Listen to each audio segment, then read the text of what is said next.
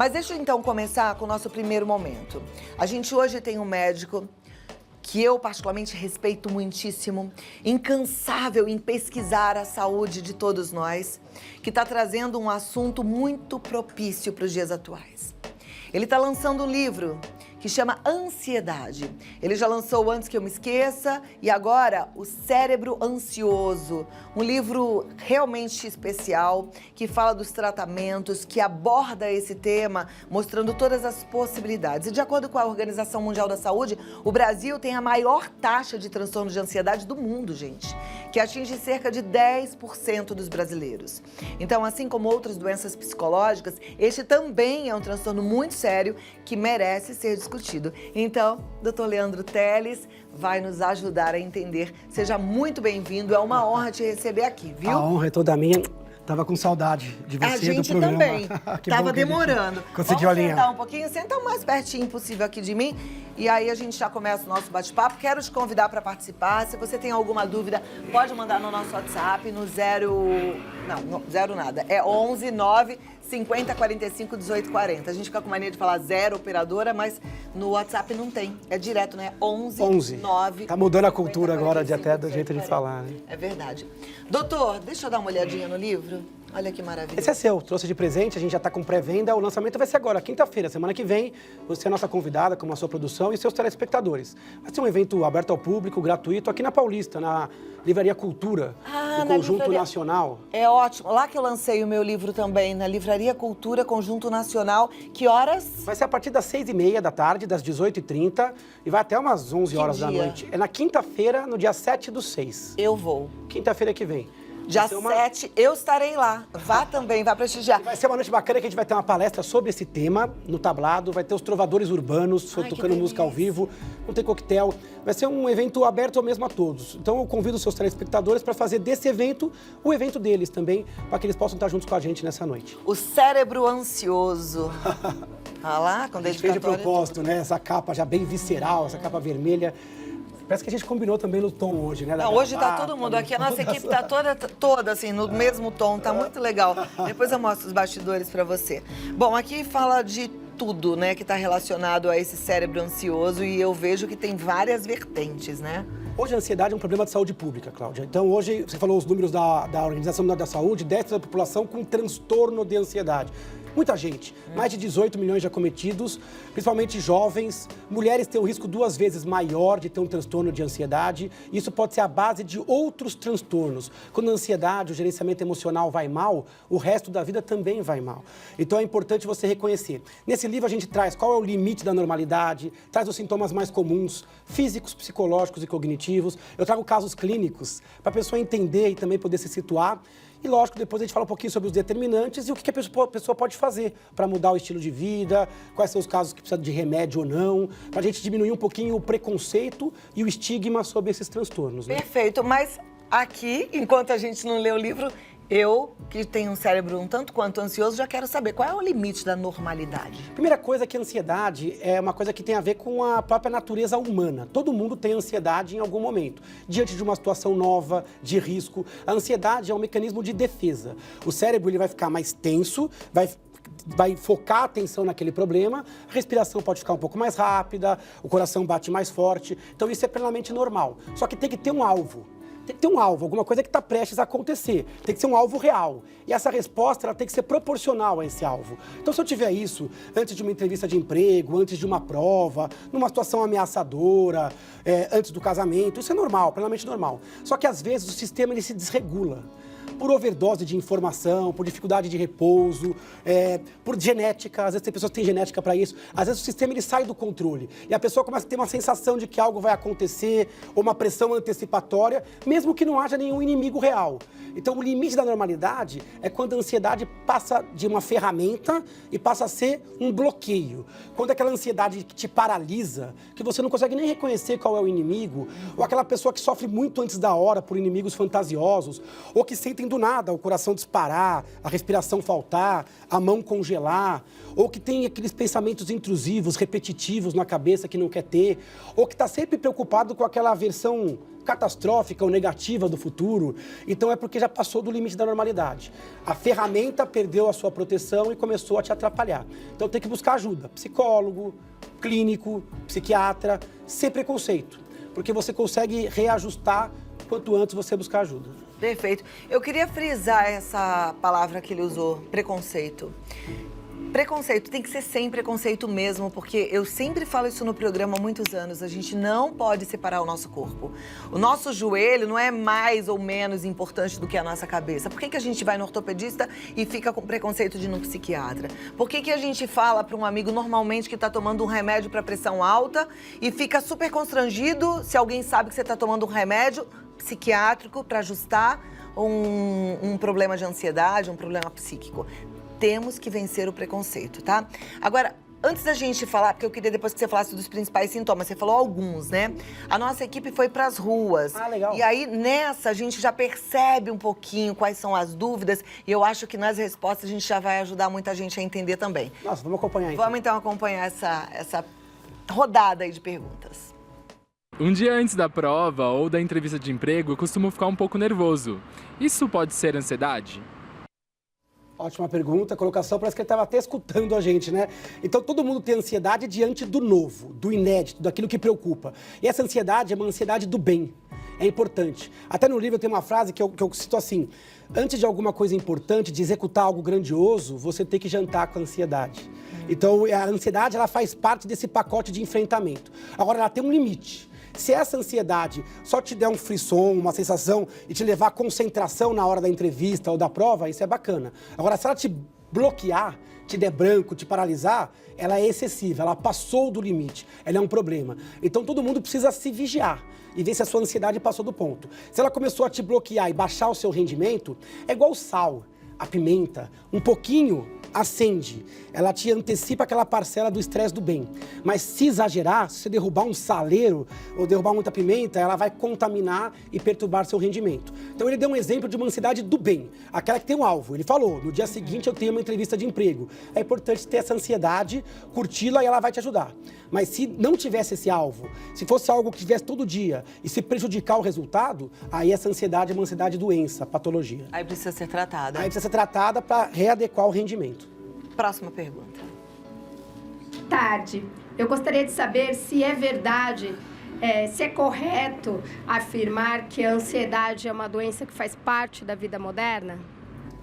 Essa pergunta é uma pergunta interessante porque a gente fala mais de ansiedade recentemente.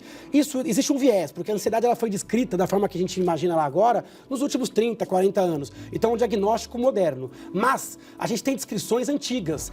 Toda a história da medicina foi marcada por questões de ansiedade. Desde as guerras, na Guerra Civil Americana, por exemplo, que foi em 1800 e pouco, a gente já tinha descrição de síndrome de estresse pós-traumático. Quem já viu aqueles filmes de guerra, percebe que o cara sai da guerra e a guerra não sai da mente da pessoa. A pessoa tem revivência.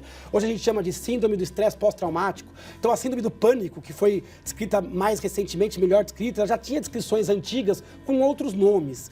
Então, a história da humanidade sempre foi marcada por ansiedade, mas o ritmo de vida moderno favorece, porque hoje a gente descansa pouco, a gente está muito no multitarefa, faz várias coisas ao mesmo tempo, muito conectado nas redes sociais, mídias sociais, então cria aquela expectativa. A gente tem um grau de cobrança, Cláudia, muito alto hoje. A gente cobra uns aos outros, a gente critica uns aos outros e a gente critica a nós mesmos. Então a gente é muito perfeccionista, hoje em dia a gente tolera muito mal o erro. A gente não quer errar, não pode errar, tem que estar tudo muito perfeitinho. Isso deixa o cérebro muito pilhado. Coloca o cérebro nesse sistema de estresse, que ele deveria entrar de vez em quando e sair, coloca ele constantemente nesse sistema. E aí ele tem dificuldade de desligar.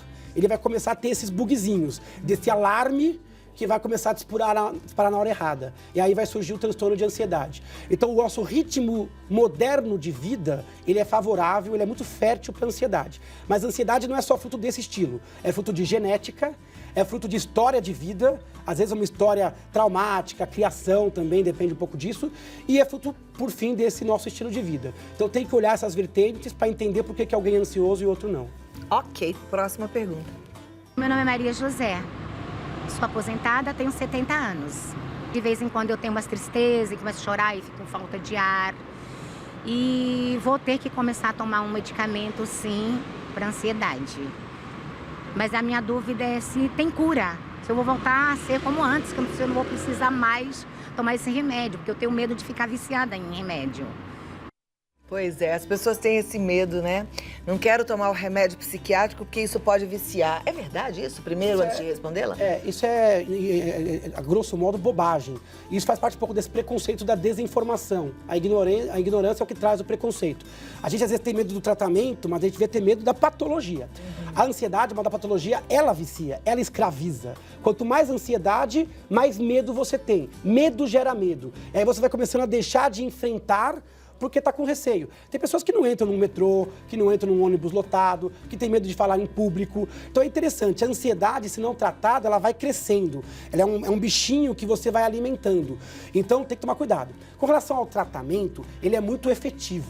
Ele é muito bom. Tem dois tipos de tratamento. Aquele que você faz preventivamente, tomando um remédio diariamente. Você pode tomar ele por 6 meses, 1 ano, sempre com o auxílio do médico, né? Além do tratamento medicamentoso, você pode fazer terapia, atividade física aeróbica, revisão dos seus papéis sociais, do seu nível de estresse, né? Apego às coisas que você às vezes abandonou. E aí eu incluo também a fé, a religião.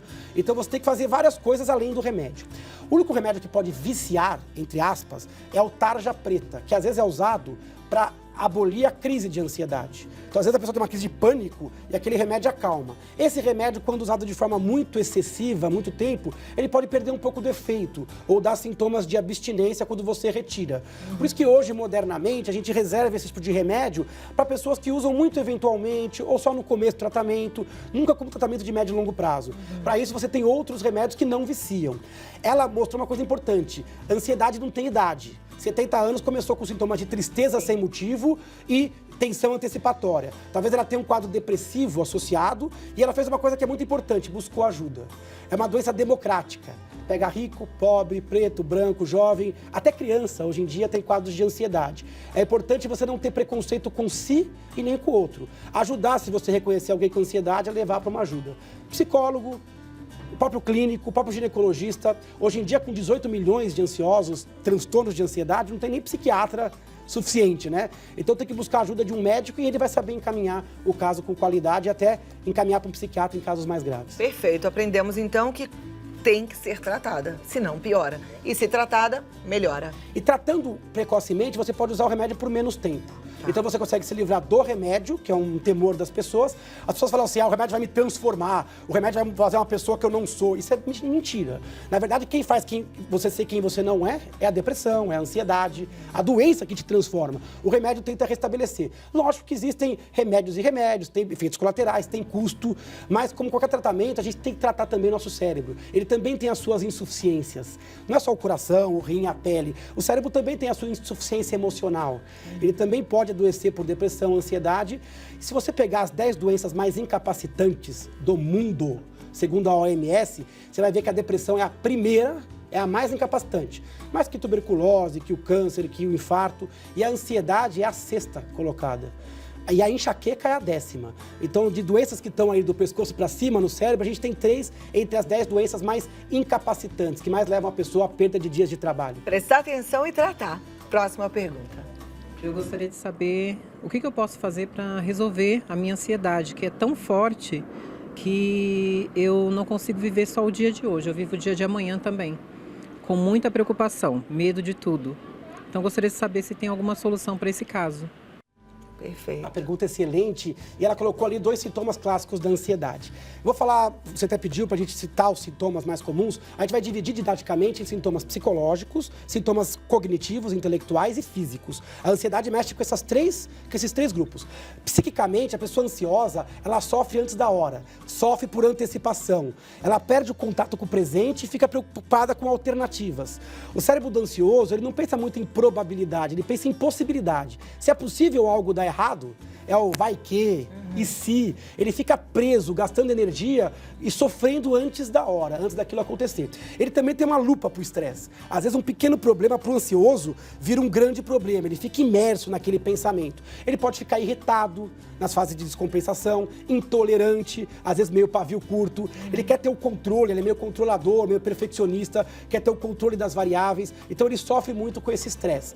Então os sintomas psíquicos também podem dar medo, e ela falou, eu tenho medo, receio, né? insegurança, sensação de vulnerabilidade. Em crises graves, a pessoa pode ter uma sensação até de que vai morrer ou que está com uma doença grave. Então ela pode perder a crítica com relação aos próprios sentimentos. Da parte física, a ansiedade ela pode falar com o corpo à distância. Então a pessoa pode ter formigamento nas mãos numa crise de ansiedade, tremor por liberação de adrenalina e cortisol, transpiração, pupila dilatada, coração ele pode bater mais rápido, a pessoa pode sentir o coração batendo, que não é comum. Ela pode sentir um aperto no peito. Tem gente que até acha que está tendo um infarto, uma opressão, uma angústia, como se alguma coisa tivesse montada, então essa angústia que não passa. Ela pode sentir tontura. Muitas vezes as pessoas procuram no consultório, estão com uma labirintite, vai ver uma vertigem fóbica, da ansiedade. Uma sensação que você está num barco, ou que não está tocando o solo, ou uma sensação de que você está vivendo um sonho, ou que você está num filme. Interessante que, modernamente, a gente está reconhecendo também os sintomas cognitivos. Pessoas ansiosas se sentem desatentas, esquecidas, porque elas estão sempre no multitarefa, fazendo uma coisa pensando em outra.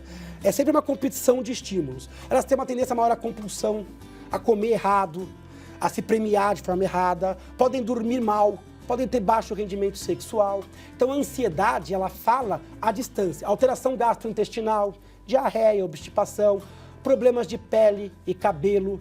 Olha, eu acho que a gente poderia passar o dia falando e citando aonde a ansiedade ela pode agir. Pode alterar a pressão arterial, o controle de quem tem diabetes e colesterol alto. Então é uma doença, porque o cérebro é o grande gestor do corpo. Quando ele começa a dar sinais equivocados, o corpo responde como um todo. E às vezes o paciente procura outros especialistas até identificar que o problema dele era na mente. Era o cérebro que perturbou o sistema cardiovascular, hormonal. Até a imunidade cai com a ansiedade. Quem já não viu, é época de prova ou de tensão, é parecer aquele herpes na boca, labial. Verdade. Você tem mais cortisol, baixa a imunidade e fica muito mais sensível a vírus. Então é uma doença que pega o corpo como um todo. Nossa, como é importante a gente aprender tudo isso, né? Agora, você tocou em alguns pontos que tem a ver com a alimentação, né? Você falou de intestino, de compulsão alimentar. Como o nosso corpo é todo integrado, e eu fico pensando que é meio como se fosse uma bola, né? Aquilo que a gente come também pode afetar no nosso cérebro? O alimento pode deixar a nossa mente mais ansiosa? Pode. A gente até brinca que nós somos o que comemos, né? Então você cuidar da sua alimentação é muito importante. Primeiro, com relação a não pular a refeição, porque a fome te coloca no estado alternativo, a não ser que seja, lógico, com o apoio de nutricionista. Alguns alimentos, eles podem ser um pouco neuroestimulantes, principalmente aqueles alimentos muito ricos em cafeína. Então, se a pessoa já tem uma tendência à insônia, já tem uma tendência à ansiedade, é importante que ela não abuse de alimentos muito ricos em cafeína. Café, chá preto, mate, refrigerantes à base de cola. Hoje em dia também está na moda suplementos. Tem que tomar um pouco de cuidado. Às vezes o suplemento que tem o pré-treino ou o suplemento da academia sem recomendação nutricional, ele pode exacerbar a ansiedade. A primeira coisa que eu pergunto quando a pessoa me procura com uma crise de pânico é: o que você está tomando? Às vezes vem um remédio manipulado ou alguma coisa que alguém sugeriu na academia e ali você encontra alguma coisa que é muito estimulante, um termogênico, como a cafeína mesmo. Então tem que tomar um pouco de cuidado. Questões hormonais, também é importante você tomar cuidado. Então, com relação à alimentação, sempre consultar um nutricionista na dúvida. Tem pessoas que têm intolerância a um ou outro alimento. É importante que você personalize essa questão. Agora, alimentos que fazem bem para a ansiedade. Alimentos ricos, por exemplo, maracujá, o alface, alimentos que têm ricos em triptofano, que é um precursor da serotonina. A banana, por exemplo, é banana. Então, tem alimentos que acabam ajudando um pouco nesta questão. Então, na dúvida, sempre personalizar a sua alimentação com a ajuda de um profissional. E o que eu acho que é o melhor é o nutricionista. Perfeito. Tenho mais perguntas gravadas? Ou eu posso passar para o WhatsApp? Então, vamos lá agora. A sua pergunta, você que mandou, que está participando do programa. Que tá chegando agora. Né? Tem bastante pergunta já. A Ana Cláudia Santos, da Anunciação, mora em Santo Amaro, na Bahia, e ela fala: sofro muito de ansiedade. Gostaria de saber o que faço para melhorar, se tem algum tipo de alimento que melhore. E ela fala: eu tomo calmante. Vamos falar então das duas situações. Primeira coisa, quando a gente pensa em tratamento, a gente tem que pensar nas 6 etapas. Primeiro é você reconhecer que você não está bem. Ela já reconheceu. Eu tô acima, tô muito irritada, tô muito cansada, meu cérebro não consegue desligar. E sabe que tem 5 tipos de ansiedade. Você tem o TAG, transtorno de ansiedade generalizada, aquela pessoa que está sempre um pouquinho acima do nível da ansiedade. Você tem a síndrome do pânico, crises agudas e avassaladoras que te tomam com muito sintoma físico. Você tem o estresse pós-traumático com sintomas de revivência. Você tem as fobias, que são aqueles medos. Você tem o TOC, que alguns especialistas colocam dentro do transtorno de ansiedade. Então, existem vários tipos de ansiedade. Primeira coisa, reconhecer o problema. Segundo passo, procurar ajuda. Procurar o psicólogo, o nutricionista, o educador físico e o médico. Terceiro passo, mudança do estilo de vida. Reconhecer em que momento da sua vida você adoeceu. Será que houve uma questão hormonal? Será que seus papéis sociais não são adequados? Será que você não tem que voltar ao esporte? Será que você não tem que voltar a se alimentar corretamente? Será que você não começou a ter projetos de terceiros que estão te atrapalhando? Será que você não tem que se apegar aos seus projetos? Será que você não precisa dormir melhor? Então, é importante que você faça uma revisão e mude hábitos, porque o seu cérebro ele é um camaleão. Então, se você oferece guerra, ele vai estar no sistema de guerra, que é luta ou fuga, que é o sistema de ansiedade. Se você oferece paz, ele vai estar no sistema de paz. É muito comum a gente nutrir o cérebro com adrenalina, cortisol e ritmo de guerra e depois cobrar que ele desligue na hora que a gente quiser. Não funciona assim, existe uma inércia mental. Então, às vezes, a ansiedade ela vem para o bem, ela vem para te alertar, para te falar que você está fazendo alguma coisa que vai prejudicar a sua vida. Então, ela pode ser bem-vinda se vier mudar o seu estilo de vida. Medicamento pode ajudar, seja o preventivo, seja o medicamento mais forte. Ela falou que usa Ela falou que tá tomando calmante. Se ela o faz com a ajuda de um médico, está recomendado. Existem fitoterápicos, elementos mais naturais, e tem os remédios que o médico pode prescrever. Além de tudo isso, tem uma coisa que é muito importante, que é a psicoterapia. Então, a psicoterapia ela pode ajudar. Tem várias vertentes, desde a psicoterapia clássica, que pode ajudar a pessoa a se redimensionar, a se reestruturar, e até lidar com memórias mal digeridas, que podem hoje estar dando ansiedade. E tem um outro tipo de terapia, que é a terapia cognitivo-comportamental. A gente chama de TCC. Essa é uma psicoterapia feita por alguns psiquiatras e alguns psicólogos, que é bem específica para fobias, pânico, toque, onde o terapeuta vai levando a pessoa a enfrentar os sintomas de ansiedade, mudar o foco mental, mudar o padrão. Então eu recomendo, além da mudança do estilo de vida, fundamental que você tenha a ajuda do médico, a ajuda do nutricionista, do psicólogo. E uma vez ansioso, sempre você vai ter que manter uma vigilância. Não adianta você tratar uma vez e achar que ela foi embora, acabou. Sempre manter o sinal amarelo e conhecer a linguagem do seu corpo, porque o seu corpo fala. Só que às vezes ele fala com uma linguagem que a gente não entende. Às vezes o sintoma é no pé e o problema é acima do pescoço. Quando você conhece o jeito que o seu corpo fala, você consegue reconhecer os momentos de oscilação para mais ou para menos. Perfeito. Próxima pergunta. Boa tarde, doutor. Gostaria de saber se é normal ficar com enjoo quando estou ansiosa. Não consigo comer quase nada. Moro em São Bento do Sul e meu nome é Dulce. Pode acontecer. Ele é de outro sintoma. Gastrointestinal pode dar sintomas de má digestão e enjoo. Tem pessoas que têm dificuldade até para comer em público quando estão muito ansiosas. Então ela não consegue. Às vezes você vê uma reunião, todo mundo comendo, alguma pessoa não está se alimentando. Às vezes é uma tensão social que leva ela a não comer. Se ela comer, ela pode ter náusea. Então náusea é um dos sintomas possíveis da ansiedade, junto com a falta de ar, com a alteração intestinal. Muito comum procurar o gastro. Aí faz endoscopia e não encontra nada, e tá com a digestão ruim. Às vezes até se fala daquela síndrome do intestino irritável, que é uma doença gastroenterológica, mas que tem uma sobreposição com o quadro de ansiedade. Em torno de 40% a 50% das pessoas com intestino irritável tem também transtorno de ansiedade. No nosso intestino existe quase um outro cérebro. Tá cheio de neurônios, de transmissores, então é muito comum o primeiro sinal vir do estômago. Tem pessoas que têm até gastrite e úlcera por ansiedade mal regulada. Então o seu estômago é uma dessas pontas do iceberg da ansiedade. Perfeito. Próxima pergunta é da Fernanda Riquete de Canoas. Ela fala: amo o programa Vida Melhor. Abraço, Cláudia, obrigada. Ela gostaria de saber se há algum exercício para afastar a ansiedade. A gente já falou de várias coisas aqui, né? Mas tem algo específico? É verdade, o exercício físico fundamental. O exercício físico que melhora a ansiedade é o exercício aeróbico, pelo menos 2/3 aeróbico, que você faz com regularidade. O ideal é você pelo menos uns 200 minutos por semana, umas 3 a 5 vezes por semana, ao ar livre, seria fantástico. Tem gente, por exemplo, que usa, além do exercício, usa terapias que ajudam no esvaziamento da mente e no relaxamento, como o yoga. Então, você aprende a respirar conscientemente, a se esvaziar e se desconectar. Porque a gente ensina a criança e o jovem a se conectar. Cada vez quer resolver mais problema. Então a gente está aqui, mas está ligado com uma série de coisas que estão acontecendo fora do nosso perímetro. Então essa overdose de informação, a gente não ensinou as pessoas a fazerem o contrário, a se esvaziarem, a se conectarem com a sua essência, né?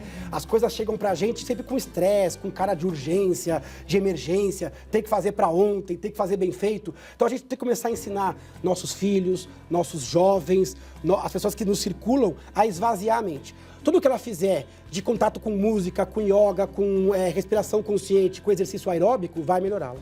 Perfeito. A próxima pergunta é da Liane, ela é do Rio de Janeiro. Ela fala, altos graus de ansiedade podem causar depressão e pânico? Pode. Pode. Pânico é um transtorno de ansiedade e a ansiedade não curada, ela pode levar você a mais isolamento, perda de confiança no seu organismo e pode levar a um quadro de depressão, às vezes até grave. Então é um fator de risco para depressão. Mas não só para depressão, é um fator de risco para suicídio, para abuso de substâncias, para infarto e AVC. Então a ansiedade não tratada, ela é uma porta, um portal aberto para doenças físicas e para outras doenças emocionais. Só lembrando aqui que a gente já ouviu do doutor que a gente precisa fazer um tratamento multidisciplinar. Então, um profissional da área médica que a gente tem que procurar, o médico especialista seria o psiquiatra.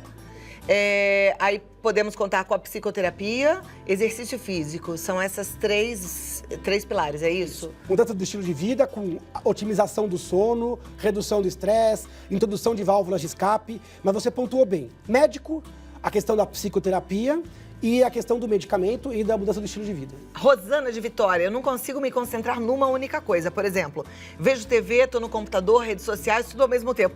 Eu sou igual a você, Rosana. Eu tava aqui entrevistando o médico, sentindo o cheirinho da carne que a gente vai fazer daqui a pouco. Já falei, gente, desliga o fogo da carne. Mas isso é ansiedade? Isso é um tipo de ansiedade, sim. As pessoas, elas tendem a entrar muito nesse sistema que a gente chama de modo multitarefa, onde a gente faz várias coisas ao mesmo tempo. Na verdade, o que o cérebro faz é ficar pulando de uma atividade para outra. Ele desconecta de uma, conecta em outra. Isso não é bom, porque isso gasta muita energia. É igual um computador com vários programas abertos. Ele fica mais lento, ele começa a ter uma chance maior de travar. Surgiu o lapso. A gente hoje é como se fosse aqueles malabaristas que rodam pratos ou que estão fazendo malabares. Quanto mais objetos você está manipulando, pior é o seu rendimento. Isso é muito característico das mulheres, né? A gente tem até aquele apelido que a gente é meio polvo, né? Exatamente. Tem que tomar conta de tudo. E você disse que tem uma característica hereditária. Eu, por exemplo, me vejo igual a minha mãe, que também é ligada na tomada, presta atenção aqui e ali, tá sempre atenta. Mas isso é uma coisa que pode ser um sinal de ansiedade, sim, que é dar conta de tudo ao mesmo tempo. Isso vai te cansar e vai te dar lapsos, vai te dar esquecimento, branco, desatenção, você vai ter uma taxa maior de erros. O ideal é que você entre numa atividade completa, com a plenitude mental e passa para a próxima. Hoje em dia, infelizmente, a gente está muito conectado. Tem pessoas que dirigem, por exemplo, mexendo no celular. Então, às vezes se conecta com a distância e se desconecta do nosso perímetro. Então, as pessoas até reclamam, eu fui jantar com não sei quem e ele estava muito distraído e eu não consegui ter um momento emocionalmente intenso, impactante com essa pessoa. Treinar a cabeça pro foco, então. Próxima pergunta é da Ângela, de Uberlândia. Ela quer saber se a ansiedade pode afetar o coração. A ansiedade ela pode se manifestar pelo coração, com dor, com taquicardia, com opressão. E se a pessoa tiver uma tendência à doença cardíaca, lógico que se o coração bate mais rápido, ela tem um risco maior de ter complicações cardíacas. O coração é um órgão que não para a vida inteira. Tá sempre batendo ali, né? Pá, pá, pá. E lógico que se você aumenta muito a adrenalina, se você é uma pessoa muito estressada, muito tensa, e a ansiedade amplifica o estresse, você tem um risco maior de envelhecimento precoce, infarto, arritmias. Então, quer cuidar do seu coração? Cuide do seu cérebro, essa é a primeira dica. O Wallace Cabral, do Rio de Janeiro, pergunta se medo é ansiedade. Na verdade, existe uma diferença, mas é um pouco existe uma superposição. O medo excessivo, a doença do medo, ela faz parte do espectro da ansiedade. Você fala das fobias, que é aquele medo intenso e excessivo. Na psicologia, existe uma pequena diferença. O medo é aquela preparação quando o objeto já está lá. Quando alguma coisa está acontecendo. Eu tenho medo porque eu já estou naquela situação. Então, é um medo, alguma coisa que aconteceu. A ansiedade seria um pouco antes. Seria pela possibilidade de algo acontecer. Mas, na prática, eles são meio parecidos. Ambos vão te dar sensações cardíacas, respiratórias, físicas, de que algo diferente pode acontecer. Vão levar sua mente a ter hiperfoco naquele problema, a se desconectar do resto, e vão trazer uma sensação psíquica de sofrimento, de angústia, de necessidade de mudança de comportamento. A gente chama isso de luta ou fuga. Então, a psicologia diferencia, mas na prática são termos parecidos. Perfeito. A Silvia, que é de São Vicente, amando o programa, perguntando o que deve fazer assim que se sente ansiosa. Então, a gente já falou aqui que é buscar tratamento, né? O quanto antes melhor. E às vezes a pessoa está numa crise de ansiedade. Quando ela está numa crise de ansiedade aguda, o mais importante é que ela cuide da sua respiração. A tendência é respirar cada vez mais rápido e curto. Isso vai levar a mais formigamento, mais sintomas de tontura. Então, respiração consciente. Enche o peito, espera alguns segundos, só depois você solta o ar. Tentar sair da situação. Está no metrô, está numa festa, tentar se afastar um pouquinho, tomar o ar. Colocar na cabeça que uma crise de ansiedade ela é desconfortável, mas ela não vai te levar à morte. Então você tentar colocar o pensamento em pensamentos menos catastróficos. Buscar a ajuda de alguém que você confia e aí sim, quando você tiver um tempinho, buscar ajuda médica. A Graça, falando de ansiedade criança, boa pergunta, ela é de Contagem em Minas Gerais. Como acabar com a ansiedade do filho de 9 anos? Tem que pensar que a criança, normalmente, ela já é mais ansiosa do que o adulto, porque tudo é novo, né? Então a criança, ela tem uma energia diferente. Então até a idade escolar, a gente acaba sempre lidando na base da tranquilidade. Quando passou dos 6, 7 anos, se a ansiedade ela é muito importante, vale a pena consultar um psicólogo infantil ou um psiquiatra infantil, porque algumas formas de ansiedade ficam exacerbadas. Então, é importante que você dê tranquilidade ao filho, que sempre converse, que você ensine a criança a verbalizar o que ela está sentindo. É muito comum a criança mudar o comportamento ou ficar muito impulsiva. Ela não é igual ao adulto, que refere medo, angústia. Ela às vezes nem conhece essa palavra. Percebeu que seu filho está com comportamento repetitivo, mudou o rendimento na escola, ou se ele está mais isolado, ou se ele está muito impulsivo nas coisas, é hora de sentar, conversar e, se for o caso, conversar com o psicólogo. A Elaine, ela é de Propiá, no Sergipe, pergunta, ansiedade faz cair cabelo? Pode fazer. A ansiedade pode alterar a sua pele, pode deixar sua pele mais envelhecida e o cabelo também ele sofre muito. Se pegar os dermatologistas, eles sempre investigam esse quadro de estresse. Excesso de cortisol leva à baixa do cabelo. E o cortisol e a adrenalina são 2 hormônios relacionados à ansiedade.